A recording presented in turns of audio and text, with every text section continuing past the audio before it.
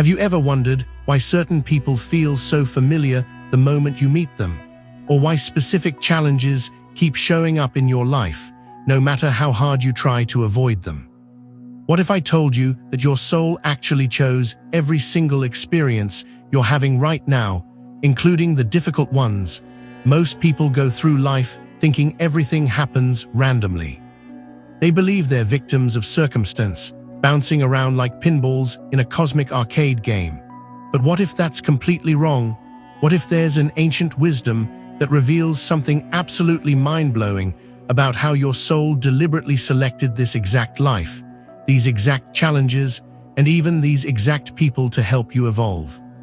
Before we dive deeper into this life-changing revelation, make sure you hit that like button and subscribe, because what I'm about to share will completely transform how you see every relationship, every struggle, and every moment of your existence. You see, your current life isn't some random accident. It's part of an intricate design that your soul crafted before you were even born. Think about that for a second. Your soul, the real you, sat down and planned out this entire experience like a master architect designing a building. But here's where it gets really interesting. This isn't your first rodeo.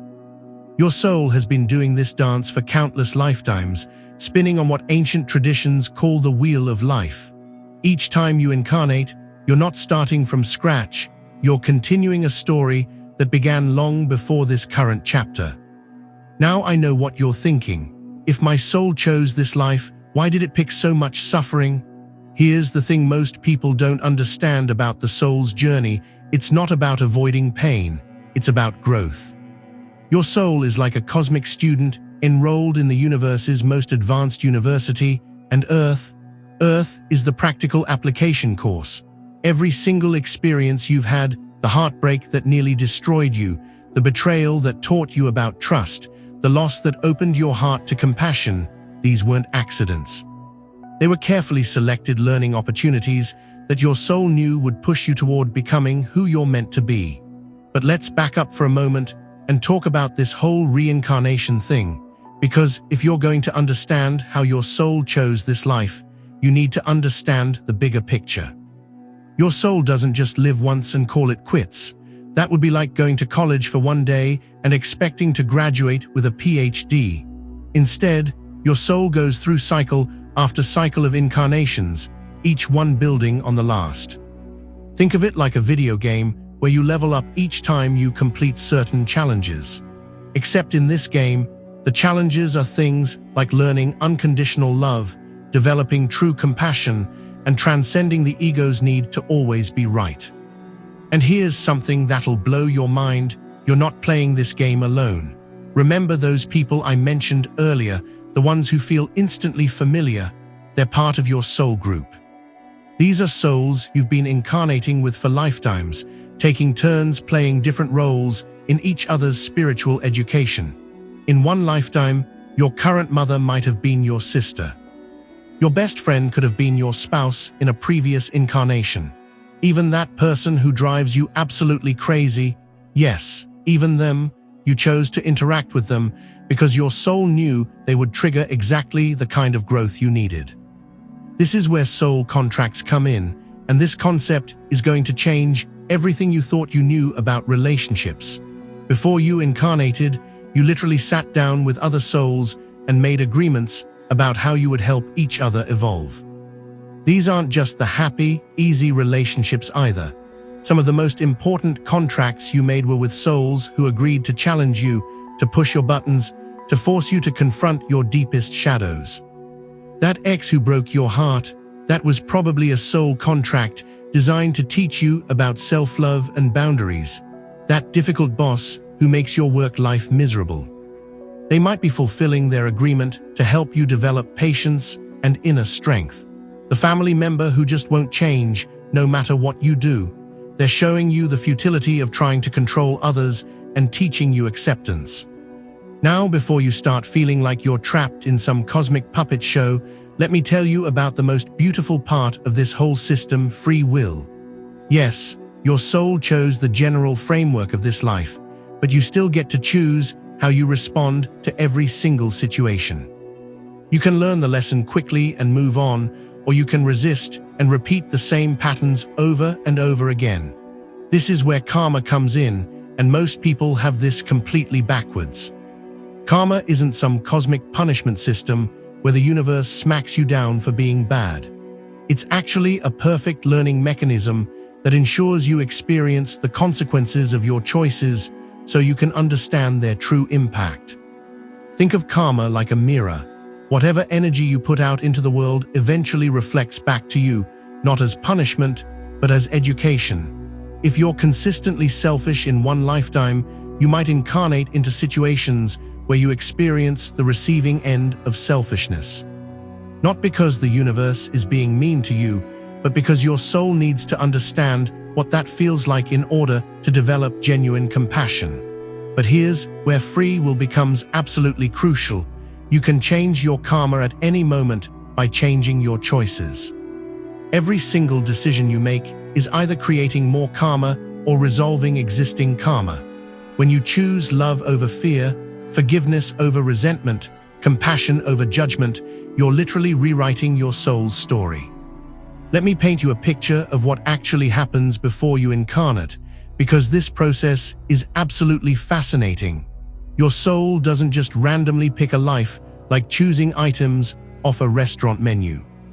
The planning phase is incredibly detailed and involves multiple levels of spiritual guidance.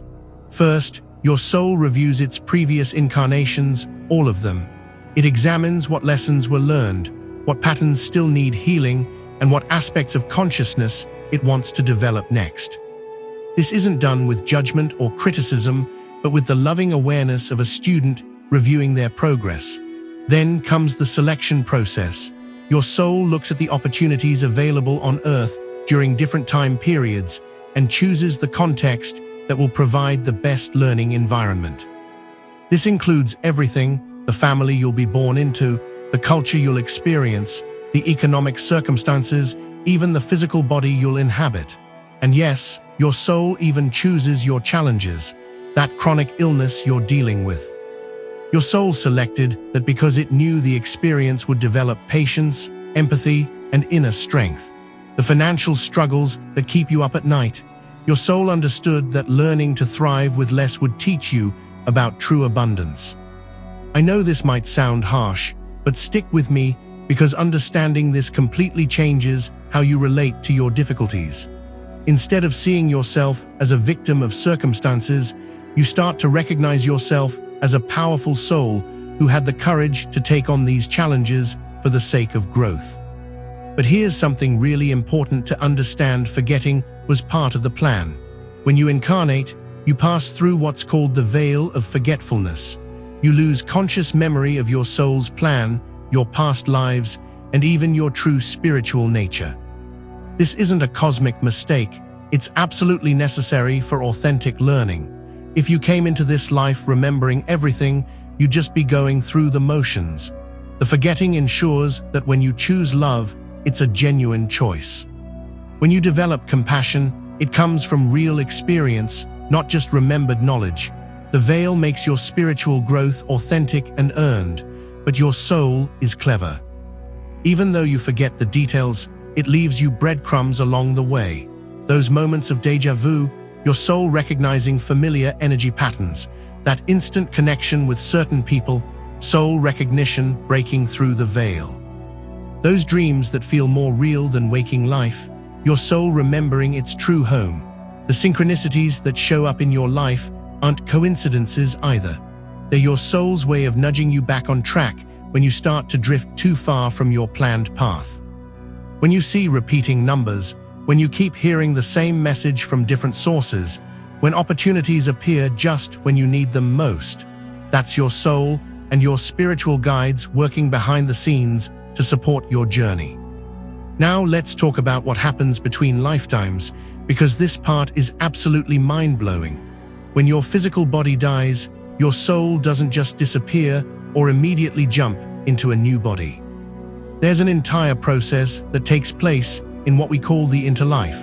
First comes the life review, and this isn't some judgmental cosmic courtroom where you're sentenced for your mistakes. It's more like watching a movie of your life, but with complete empathy and understanding. You experience not just your own perspective, but the perspectives of everyone you interacted with. You feel the joy you brought others and the pain you caused, not as punishment, but as education. This review helps your soul understand the full impact of its choices and identify the patterns that still need healing. It's like a cosmic debrief session where you analyze what worked, what didn't, and what you want to focus on next time. After the review comes a period of rest and integration. Living in physical form is exhausting for the soul, and this time allows for energetic restoration and the assimilation of lessons learned. Some souls spend this time in spiritual realms that match their level of consciousness, reuniting with other souls from their group and sharing experiences. But here's where it gets really interesting. Advanced souls often use their interlife period to study and prepare for more complex incarnations. They might attend what can only be described as cosmic schools, learning new skills they'll need in future lives. Some souls even participate in planning sessions for larger evolutionary movements on Earth. The duration of the interlife varies enormously. Some souls are ready to reincarnate relatively quickly, while others may spend centuries or even millennia in the spiritual realm. It all depends on what the soul needs for its next phase of development. And here's something that might surprise you: not all souls are required to reincarnate. As a soul evolves and reaches higher levels of consciousness, reincarnation shifts from being a necessity to being a choice. Highly evolved souls may choose to continue incarnating out of service to help other souls evolve, or they may move on to entirely different forms of existence. This brings us to one of the most profound aspects of the soul's journey. The ultimate goal isn't to escape physical existence, but to transcend the limitations that keep us trapped in cycles of suffering. The point isn't to avoid challenges, but to develop the consciousness that can meet any challenge with love, wisdom, and peace. Think about the most enlightened beings throughout history: Buddha, Jesus, Krishna, and countless others whose names we don't even know. These souls had transcended the need for compulsory reincarnation, yet many chose to return anyway. Why? Because they understood that true liberation includes the willingness to serve others who are still finding their way.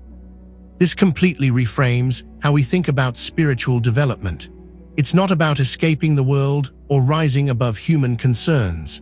It's about developing such profound love and wisdom that you can engage with the world fully while remaining centered in your true nature. But you don't have to be a recognized spiritual master to embody this principle. Every time you choose kindness over cruelty, every time you respond to anger with understanding, every time you see through someone's difficult behavior to the wounded soul beneath, you're fulfilling your highest purpose. Your soul chose this life not just for your own evolution, but because it wanted to contribute to the collective awakening of humanity. You're not here just to learn lessons for yourself. You're here to be a catalyst for positive change, to raise the vibration of the planet through your own growth and service. And here's something beautiful: you don't have to be perfect to serve this purpose. In fact, your struggles and imperfections are often exactly what allows you to help others. The person who's overcome addiction can help other addicts in ways that someone who's never struggled with substances simply can't. The person who survived trauma and found healing becomes a beacon of hope for others walking that same difficult path. Your soul knew this when it planned your life. It chose your specific combination of gifts and challenges because that unique mix would allow you to serve in ways that no other soul could. Your story, with all its ups and downs, is exactly the story the world needs you to tell. So when you're going through difficult times, instead of asking "why me?" try asking, "how is this experience serving my soul's evolution?" Instead of feeling like a victim of circumstances, recognize yourself as a courageous soul who chose to incarnate during one of the most challenging and transformative periods in human history. Because make no mistake, you chose to be here now during this unprecedented time of global awakening. Your soul looked at all the chaos, all the confusion, all the rapid change happening on Earth right now, and it said, "Yes, I want to be part of this transformation." You're not here by accident. You're here because your soul believed it could make a difference, that it could contribute something unique and valuable to humanity's evolution. The fact that you're drawn to this information, that you're seeking to understand the deeper meaning of existence, proves that your soul's plan is working. Every challenge you face is an opportunity to develop qualities that the world desperately needs right now: compassion in the face of judgment, peace in the midst of chaos, love in response to fear. These aren't just nice spiritual concepts. They're practical tools for transformation that your soul came here to master and demonstrate. And here's the most beautiful part: as you fulfill your soul's purpose, as you learn the lessons you came here to learn and serve in the ways you're uniquely qualified to serve, you inspire others to do the same. Your awakening becomes a catalyst for their awakening, which triggers even more awakening, creating a ripple effect that spreads throughout the collective consciousness. This is how change really happens, not through grand gestures or dramatic events, but through individual souls remembering who they are and why they're here, then living that truth with courage and authenticity. Every time you choose love over fear, every time you respond to darkness with light, every time you remember your divine nature despite all evidence to the contrary, you're fulfilling the very reason your soul chose this incarnation. So the next time you're facing a difficult situation, remember that your soul didn't just stumble into this experience randomly. It chose this challenge because it knew you had the strength to not only survive it, but to transform it into wisdom, compassion, and service. You are exactly where you're supposed to be, learning exactly what you came here to learn, becoming exactly who you're meant to become. Your soul's journey is far from over. This current life is just one chapter in an epic story of growth, service, and awakening that spans countless lifetimes and dimensions. But this chapter, this life you're living right now, this is the one where you get to consciously participate in the process, where you get to remember your true nature and live it boldly. The ancient wisdom that reveals how your soul chose this life isn't just philosophical information. It's a practical guide for living with purpose, meaning, and unshakable peace. When you truly understand that every experience is serving your highest good, when you recognize that every person in your life is playing their part in your soul's education, when you remember that you are an eternal being having a temporary human experience, everything changes. You stop being a victim and become a conscious creator. You stop fighting against life and start dancing with it. You stop looking for happiness outside yourself and start recognizing the peace that has always been within you. This is what your soul came here to remember, and this is what it wants you to share with the world.